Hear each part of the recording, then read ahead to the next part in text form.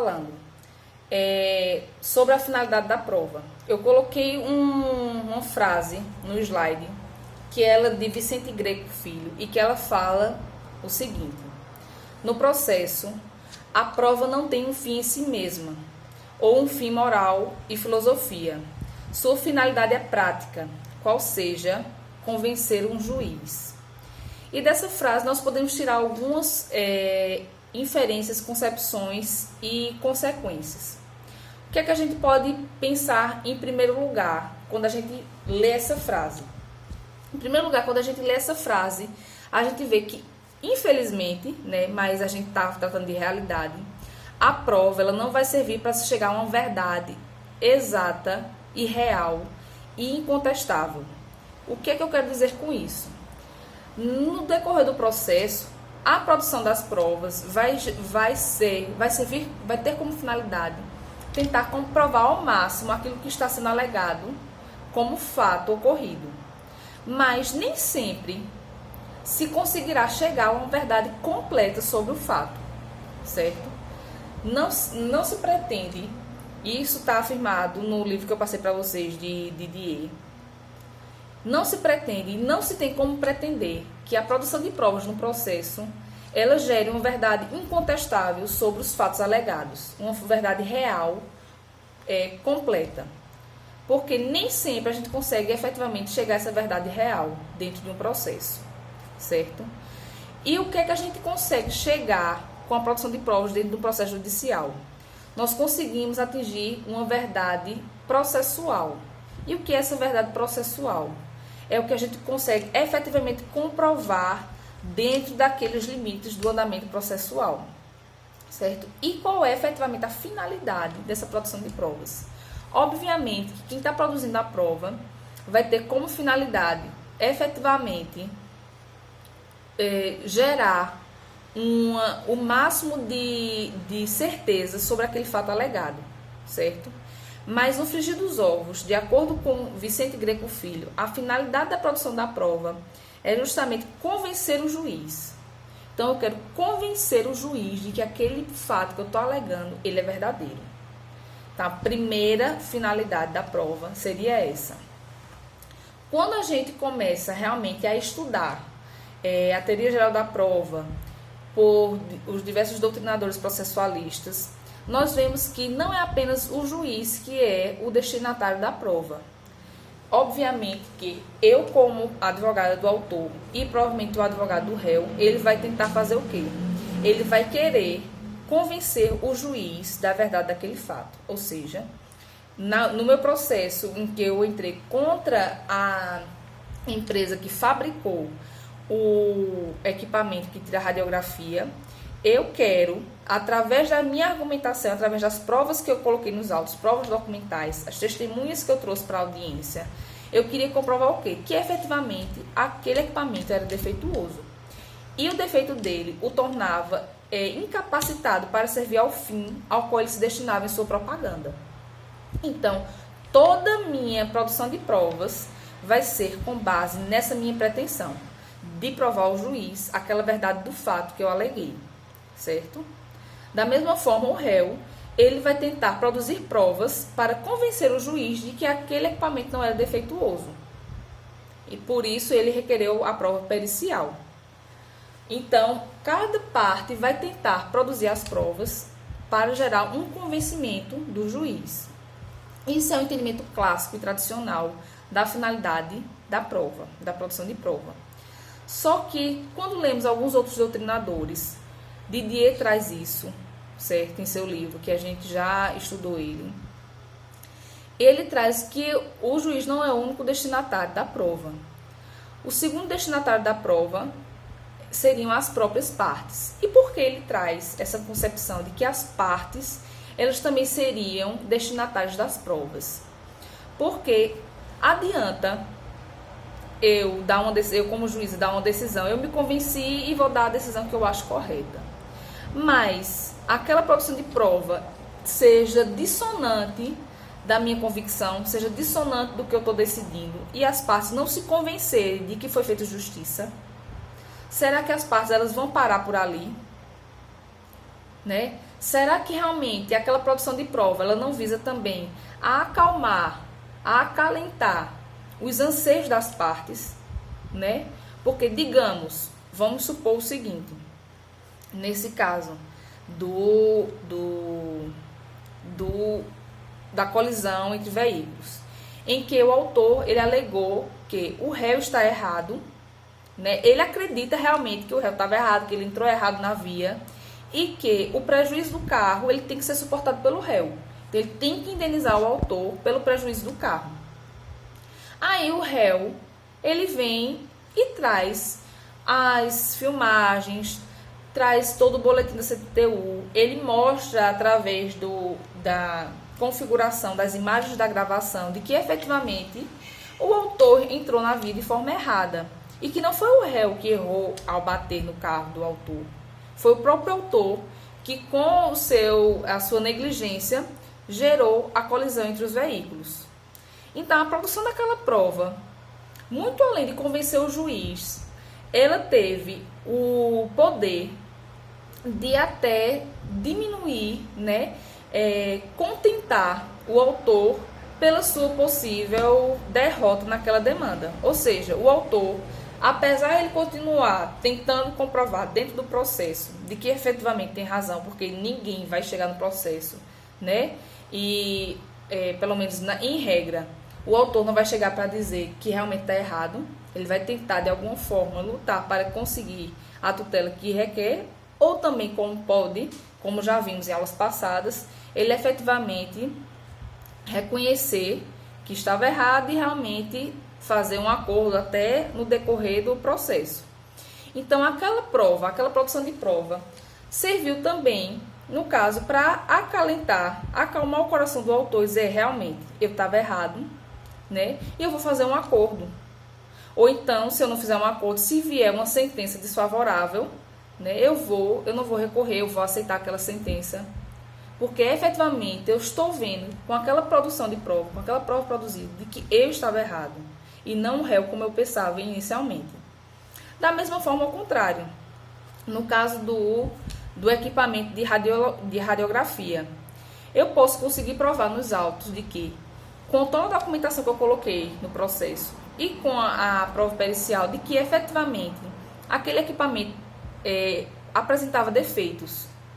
E aí o réu ele vai realmente verificar que não tem mais o que fazer, que realmente o equipamento que ele vendeu, ele era defeituoso e se conformar com a sentença que lhe for desfavorável. Então, de acordo com o enunciado, certo, 50, do Fórum Permanente de Processualistas Civis, ele fala que os destinatários da prova são aqueles que dela poderão fazer uso, sejam juízes, partes ou demais interessados, não sendo a única função influir eficazmente na convicção do juiz. Então, diante desse cenário, nós podemos perceber que a finalidade da prova é convencer o juiz, obviamente, da verdade dos fatos alegados pelas partes, mas também servir de convencimento e de acalentamento para as próprias partes ou para aquelas pessoas que podem utilizar aquela prova, seja as partes que vão se conformar com a decisão que vier, né, ou podem até chegar a fazer um acordo, seja terceiros que precisem daquela prova para provar algum fato em outro processo. Fato probando. O que é o fato probando? A gente veio falando ao longo dessa aula de fato probando e tal, e a gente não chegou a delimitar efetivamente o que era o fato probando. Fato probando é justamente esse fato que se pretende provar no processo. É o objeto da prova, certo? É o cerne da controvérsia judicial. É o que eu efetivamente quero e preciso provar, no caso do autor, para ter a tutela jurisdicional que eu pretendo na petição inicial, ou no caso do réu, para que eu veja a minha defesa acatada pelo juiz e seja julgado processo improcedente. Então, fato probando é o objeto sobre o qual vai recair a produção de prova e é aquele fato que eu pretendo e necessito comprovar nos autos para ou ter uma decisão positiva, no caso do autor, ou ter uma decisão negativa e que leve em consideração a defesa do réu, certo? E quais são as características que esse fato probando deve ter para ser assim qualificado? A primeira característica para se ter um fato probando é que exista controvérsia. Por que tem que existir controvérsia? Lembram quando a gente falou do despacho de saneamento, da fase de saneamento do processo, e o que eu disse que existia no saneamento? O que é que o juiz vai fazer no saneamento? No saneamento do processo, o juiz ele vai delimitar quais são os fatos controvertidos e os fatos que, por serem controvertidos, dependem e necessitam que sejam produzidas provas sobre eles. Então, daí já verificamos que o primeiro elemento de um fato, para ele ser um fato probando, é que exista controvérsia sobre ele. Ou seja, o autor diz uma coisa, o réu diz outra coisa. Então, para se chegar ao meio termo e se verificar qual é a verdade daquele fato, vai ser produzida uma prova sobre aquele fato, certo? Com relação à controvérsia, vamos ler o artigo 374, incisos 2 e 3 do Código de Processo Civil.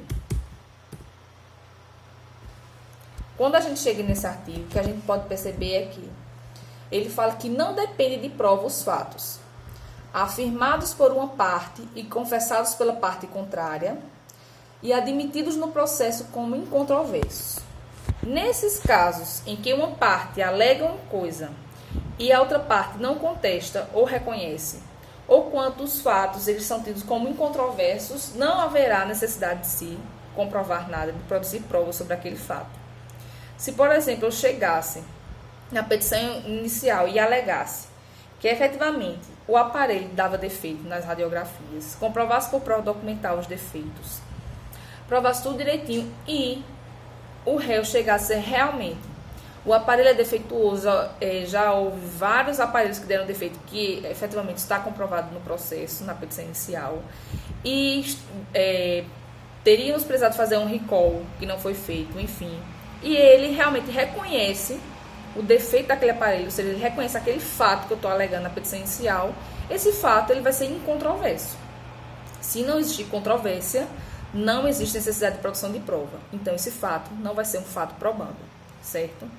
E quando é que essa incontrovérsia é irrelevante? Ou seja, eu disse a vocês que fato probando é fato controverso. E, por outro turno, o fato que é incontroverso independe de prova. Mas existem casos em que essa incontrovérsia é irrelevante. O que quer dizer isso? Quando eu digo que a incontrovérsia é irrelevante, eu estou dizendo que mesmo quando o fato é incontroverso, ou seja, não existe controvérsia, se necessita produção de provas sobre aquele caso, sobre aquele fato, melhor dizendo. E que situações são essas? A incontrovérsia ela vai ser irrelevante, primeiro caso, quando a lei exigir que o ato se prove por determinado meio de prova. Ou seja, quando a gente tratou sobre ações reais, eu falei da questão de propriedade, em que eu tento provar a minha propriedade com relação àquele bem, nós falamos que a propriedade ela só se constitui através da transcrição, certo? A transcrição é justamente eu comprovar nos autos que houve o efetivo registro daquele bem imóvel em meu nome, porque de acordo com o Código Civil, os bens imóveis que têm valor acima de 30 salários mínimos, eles só se efetiva a modificação de propriedade com um efetivo instrumento público, certo? Então, nesses casos, não adianta eu chegar no processo judicial, na minha petição, e dizer que eu sou proprietária daquele bem e basear minha pretensão naquilo. Mesmo que o réu não conteste, eu só vou conseguir provar minha propriedade se eu apresentar um instrumento público de registro. Se não houver o registro, eu não tenho comprovada aquele fato, certo? Então, vai ter que ser comprovado por meio desse instrumento específico exigido por lei. O segundo caso em que a incontrovérsia é irrelevante é quando não for admissível confissão em relação ao fato. Nós vimos na questão, quando trabalhamos revelia, que existem fatos que mesmo quando o réu é revel, eles não são tidos como confessados, porque são direitos, são fatos sobre o qual não se admite a confissão, como no caso dos direitos indisponíveis. E o terceiro caso em que a incontrovérsia ela é irrelevante é quando o fato estiver em contradição com a defesa. Ou seja, eu alego uma coisa, mas a defesa tem outra totalmente diferente. Então, quando existir controvérsia, não existir efetivamente uma impugnação específica daquele fato, mas existe uma controvérsia entre o fato alegado e o que existe durante o processo, seja em questão documental, seja em questão de outras alegações, se existir contradição na mesma petição, então o juiz verificando aquilo, ele pode exigir que seja produzido uma prova para esclarecer a verdade daquele fato, certo? Então, primeira característica do fato probando, controvérsia. Segunda característica do fato probando é relevância. E por que relevância? Para que seja um fato probando, ele tem que ser relevante para a solução daquele litígio. E o que eu quero dizer com essa relevância? Eu quero dizer que aquele fato que eu estou requerendo uma produção de prova, ele tem que ser necessário para que o juiz ele tutele aquela pretensão autoral ou que ele acate aquela defesa. Por exemplo, no caso do equipamento defeituoso, qual é o meu fato probando? Eu posso ter alegado 1001 coisas na petição inicial, certo? Eu posso ter alegado que a assistência técnica foi rude com o meu cliente, não tratou ele de forma correta, enfim, posso ter alegado 1001 coisas, 1001 fatos. Mas qual é o fato que vai fazer com que meu cliente receba a indenização por dano material? O único fato que vai fazer com que meu cliente receba a indenização por dano material é comprovar nos autos que o equipamento é defeituoso. Que desde que ele comprou o equipamento apresentou defeitos. Então, se eu comprovar que o equipamento é defeituoso, isso por si só vai gerar o direito a meu cliente a receber a indenização. Então, diante de todo o universo do que foi alegado, a única coisa relevante para se comprovar nos autos para a indenização por dano material é que o equipamento é defeituoso. Então, não obstante eu ter alegado 1001 coisas, o único fato probando, nesse caso específico, é o defeito intransponível do bem. Então, por relevância, esse é o único fato probando, certo? E a terceira característica do fato probando é a determinação.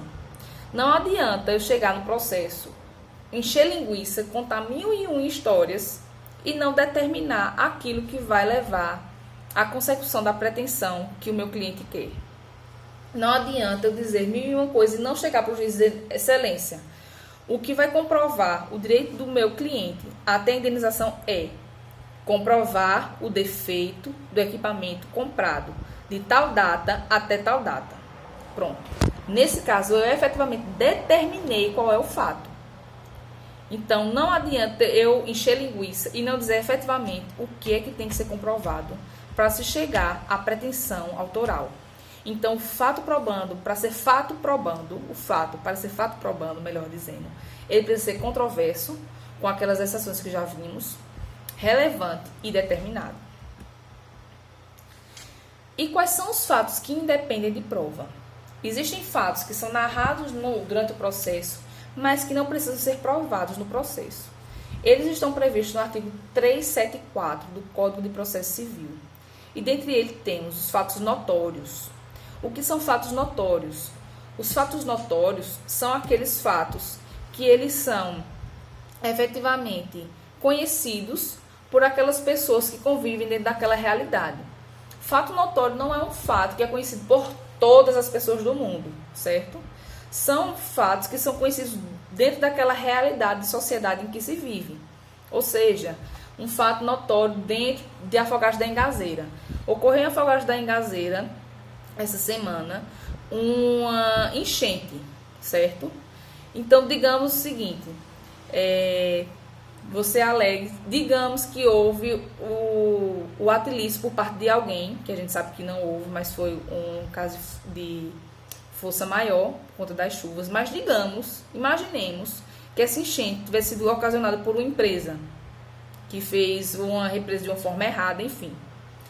Vamos supor que houve o ato ilícito dessa empresa, e por conta do ato ilícito dessa empresa, houve o estouramento dessa barragem, enfim, e tivesse ocorrido por conta disso a enchente em Afogados da Engazeira, certo? E por conta dessa enchente, um cidadão tivesse perdido todos os bens da sua casa. Aí o que ele vai fazer? Ele vai entrar com ação de indenização contra a empresa, requerendo que seja efetivamente lhe seja indenizado por seus danos materiais e efetivamente morais que existirem. Então, nesse caso, ele vai entrar com a ação judicial, e aí a enchente em Afogados da Engazeira que ocorreu essa semana, você vai delimitar as datas, é um fato notório dentro daquela sociedade.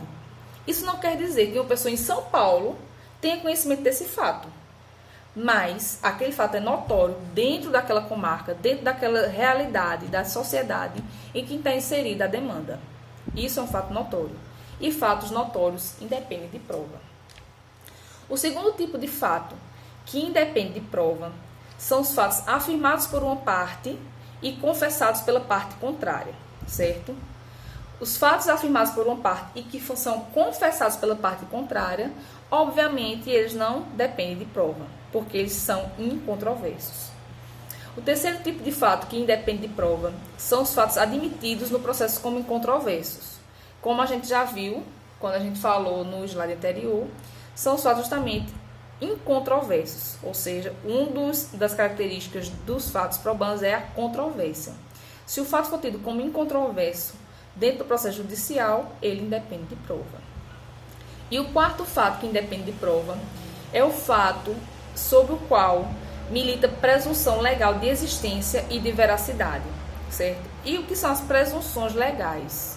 Nós já vimos em aulas passadas algumas presunções, certo? E nós vamos só reavivar um pouquinho do que já foi falado durante as aulas. As presunções legais, existem as presunções absolutas e as presunções relativas. As presunções absolutas são aquelas presunções previstas na legislação de que se aquele determinado fato acontecer, a consequência será essa, certo? Então, não existe discussão para provar o contrário. Se acontecer isso, efetivamente, essa vai ser a consequência jurídica. É uma presunção absoluta de que aquilo efetivamente terá aquela consequência jurídica.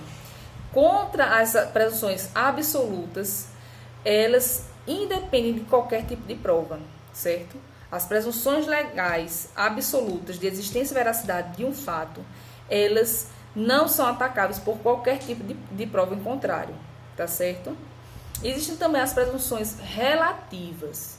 As presunções relativas são aquelas em que existe previsão legal da consequência jurídica, de que aquele fato realmente vai acontecer, existe a presunção de que efetivamente vai existir aquela consequência jurídica, mas esses fatos, quando a presunção é relativa, eles podem ser refutados através da produção de uma prova em contrário, certo? Nós vamos encerrar por aqui a nossa aula de hoje sobre teoria geral de provas, certo? Na próxima aula, a gente continua para finalizar a teoria geral da prova e começa a tratar das provas em espécie, tá certo?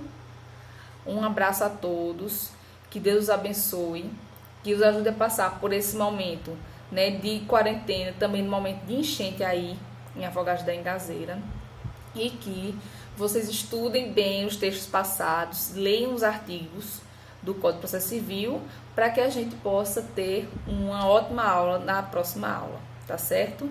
Um abraço a todo mundo, tchau, até a próxima aula.